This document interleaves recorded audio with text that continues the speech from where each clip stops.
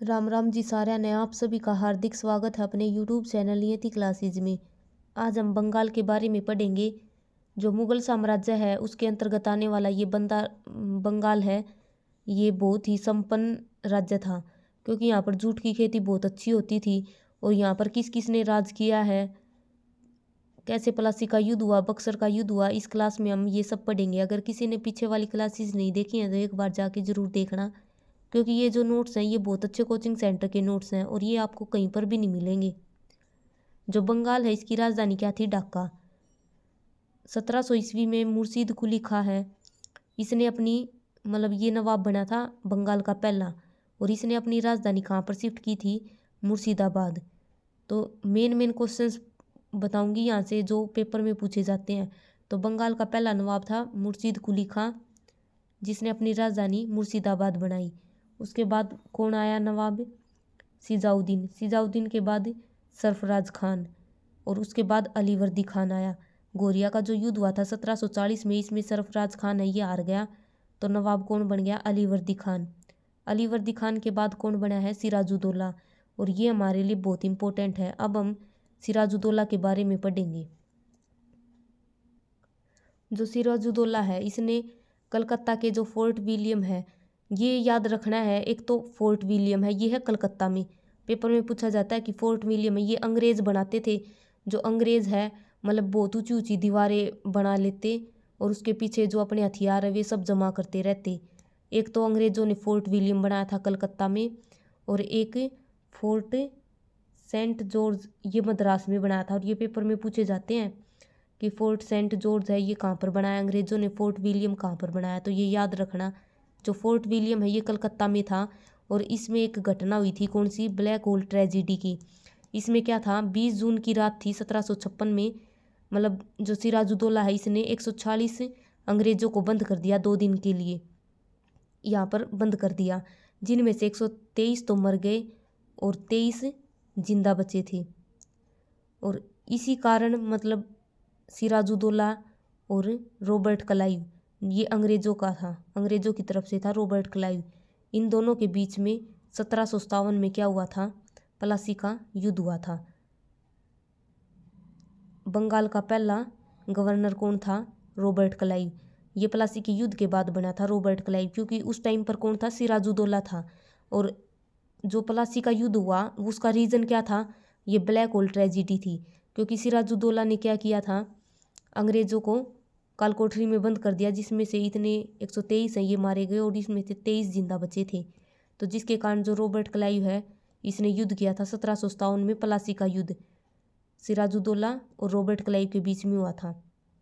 इसमें सिराजुद्दौला हार जाता है। क्यों? क्योंकि सिराजुद्दौला का सेनापति था मीर जाफ़र, जिसने इसकी जो सारी प्लानिंग है वो सब किसको बता दी? रॉबर्ट क्लाइव को बता दी, जिसके कारण सिराजुद्दौला हार जाता है और रॉबर्ट क्लाइव जीत जाता है। तो पेपर में पूछा जाता है कि बंगाल का पहला गवर्नर कौन था?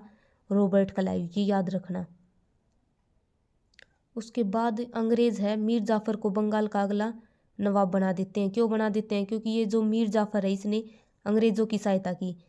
अगर ये सिराजुद्दौला है इसकी प्लानिंग नहीं बताता तो कौन जीतता प्लासी के युद्ध में? सिराजुद्दौला।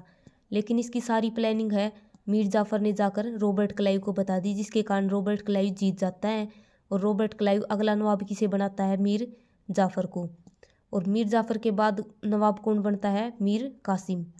उसके बाद होता है बक्सर का युद्ध 1764 में।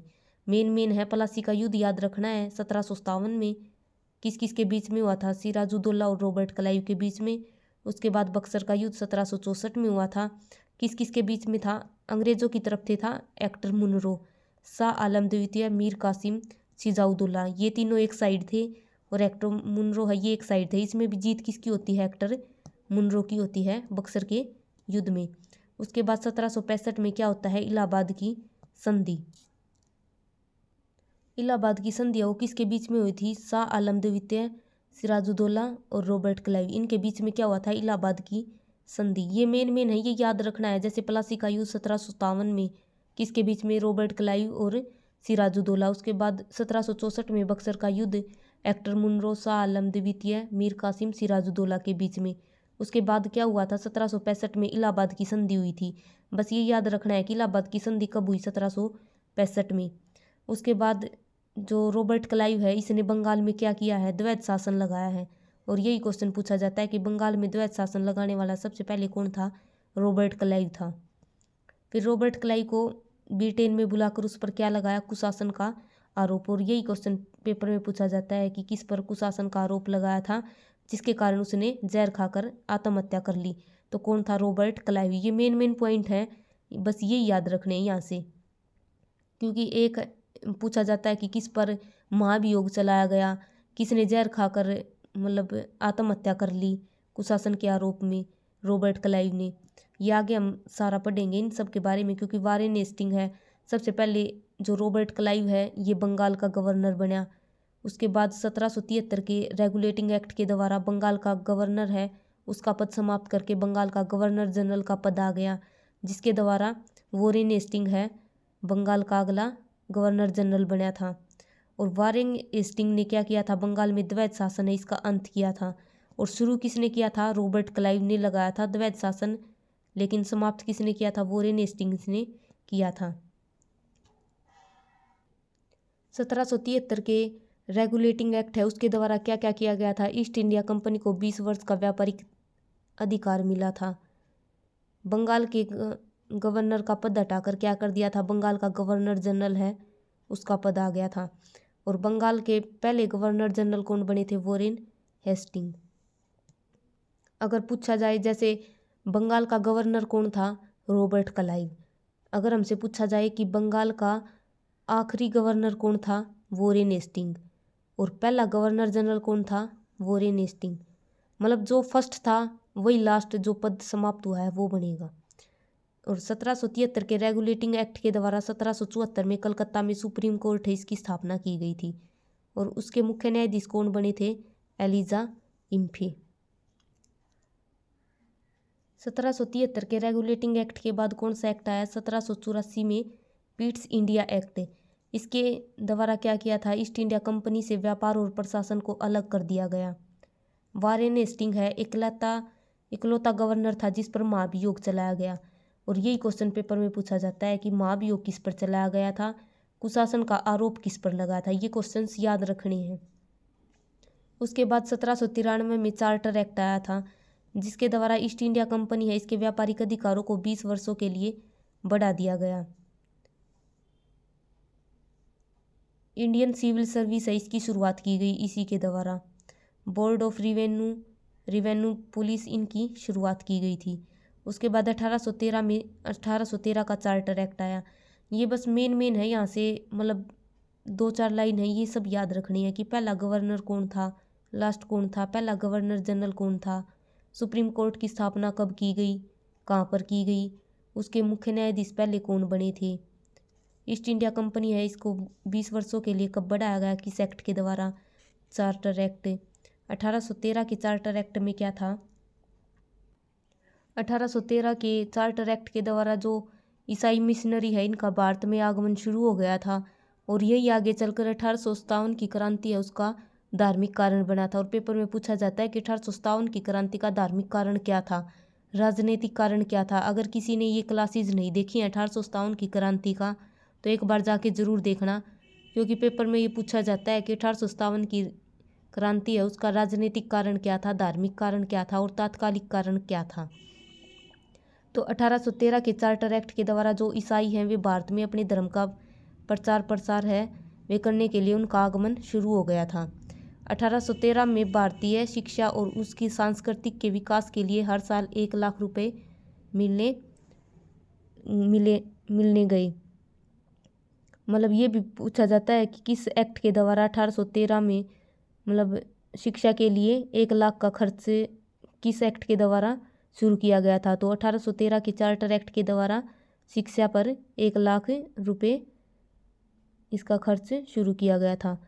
और 1813 के एक्ट के द्वारा जो ईस्ट इंडिया कंपनी है इसके सभी व्यापारिक अधिकार है ये समाप्त कर दिए गए, 2 अधिकारों को छोड़कर, एक तो चाय का अधिकार और एक चीन के साथ व्यापार, ये दोनों को छोड़कर बाकी जितने भी अधिकार थे वे सभी समाप्त कर दिए गए।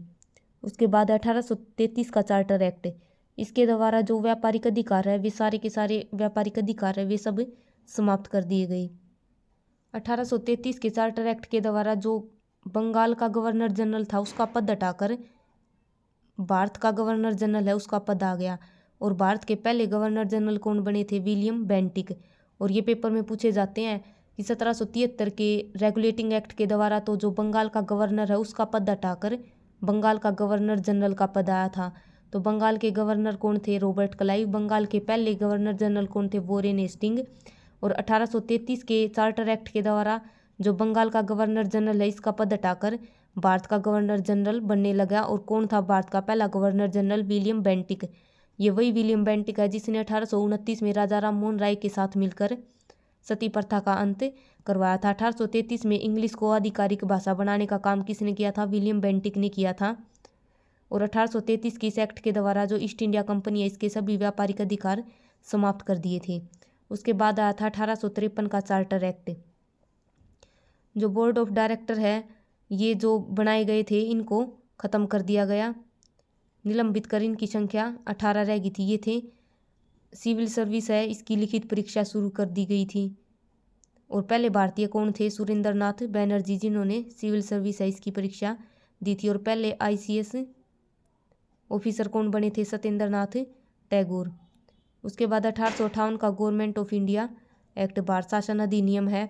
और ये क्वेश्चन यहाँ से पूछा जाता है कि भारत शासन अधिनियम किस के द्वारा जो ब्रिटिश क्राउन के हाथों में शासन चलाया गया था? 1858 के भारत शासन अधिनियम है इसके द्वारा ब्रिटिश क्राउन के हाथों में शासन चलाया गया था। 1858 में जो ईस्ट इंडिया कंपनी है ये तो बंद कर दी गई थी और क्वीन का शासन है वो शुरू हो गया था। और ये पेपर में पूछा जाता है। Governor of India, viceroy of India. और इसके द्वारा क्या हुआ था? जो भारत का वाइसराय बना था, पहला वाइसराय कौन था? केनिन।